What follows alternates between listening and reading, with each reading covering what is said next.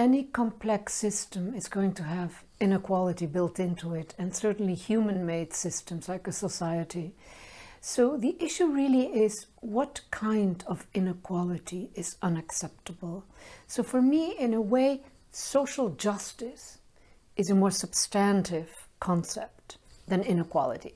I've been talking about inequality for 30 years, so it's not that I want to do away with that category. But we need to make it work with another feature, and there I would say social justice.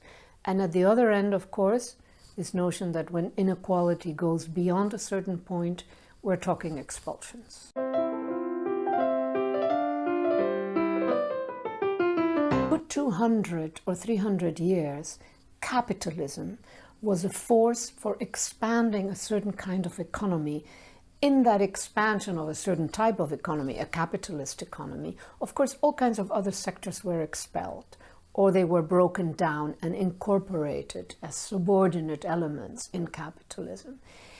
So especially if you take the post-World War II time, Keynesianism thrived on bringing in workers as consumers, because consumption was the critical sort of force at that point. I argue that beginning in the late 1980s, we see a new dynamic install itself in our economies. It's not that everything that was there disappears. It's that something else, big, significant, consequential, also installs itself. And at that point, I argue, and this is a process that begins 30 years ago in the United States, probably about 20 years ago in Europe, and it begins to expand, to the rest of the world, that something else happens. And so for me, expulsions are a particular moment. A familiar condition becomes so extreme that our categories for analysis, our statistics, stop recording them.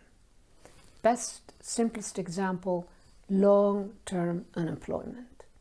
At some point, they are still there, but we no longer measure them. It's like they fall off the cliff. They become statistically invisible.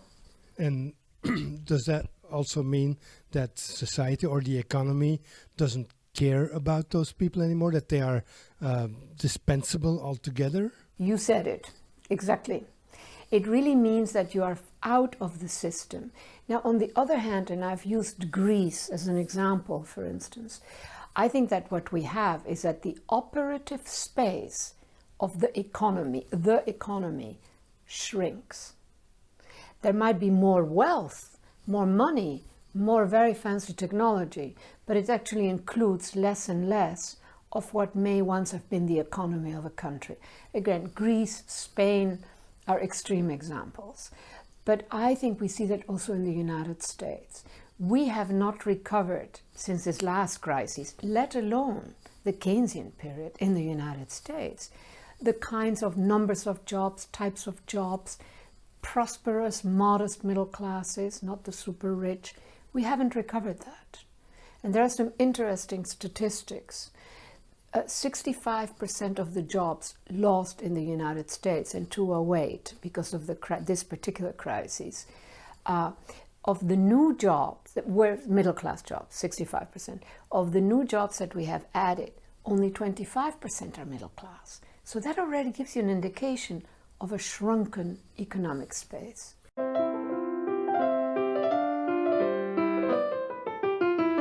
One vector in a debate that I'm part of is why should the camps for the displaced and the refugees, which often have 3 generations, why don't we allow those camps to become cities? Instead, the bureaucracy doesn't want. They want to keep them as these desperate minimalist lives that they live, often 2 generations or 3, right? So how can we transform what are now often very, very negatives? So there are possibilities of making that neighborhoods develop once again neighborhood economies, which are going to be partial, but rather than having a franchise, when you have a Starbucks, it means that some of the consumption capacity of the neighborhood, poof, goes away to the corporate. It does not recirculate. If you have your neighbor setting up a coffee shop, the money that we make will tend to recirculate in the neighborhood. So the franchising is a very negative. It's another way of sucking it up, and then it just becomes money that finance can use or whatever. But there are also spaces of such extreme misery, of such extreme poisoning of land and toxicity, you know, where you have big manufacturing and the workers are half dead and the children are ill. There is very little possibility of making. Those are spaces of death. Those are spaces that kill workers and their families, you know, over protracted, a slow death, but a death. The question for me becomes, politically, what can be done? And so in that sense, why not make these refugee camps into cities? They already are de facto like little cities. They have little shops, they have this. Enable them. Let them become a city. But no, somebody will want to own that land to set up a plantation, you know. So that is a struggle. But this is so mostly what I see is a very negative condition.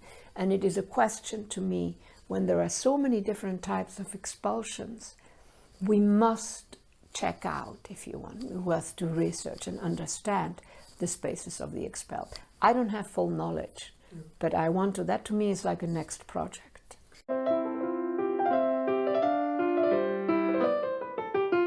Now, the increased complexity of it all makes it even harder than ever to see and let alone to change the system. Does that mean game over for the people? No, I don't think so, because, you know, history moves on. No powerful system has lasted forever. The masses of people in misery, they seem to last forever. They're going to be there. But what is now the top, the pinnacle of power, it will self-destruct. We can't destroy it. It's too powerful. But it is so powerful that nothing can govern it. And if it does not know how to govern itself, it's finished. So something else will happen. But, you know, that is a very sort of long-term historical perspective. We look at the big capitalist firms of the Keynesian period. They're mostly dead. They're dead. These financial firms now are in deep trouble. There are many, I'm doing a whole list of all the criminal indictments. They're going to keep on living, huh? They're not about to fall. But soon, eventually, alternatives will emerge.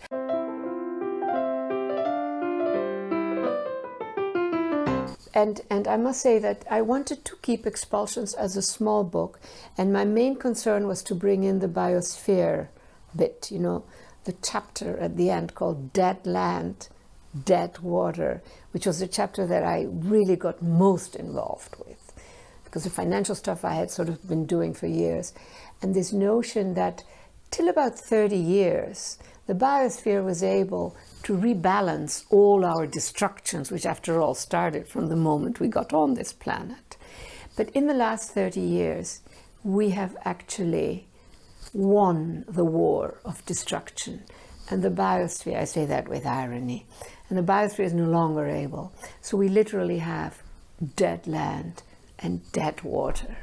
And I argue, why use the sort of so civilized language of climate change? Let's call it by its name, dead land, dead water.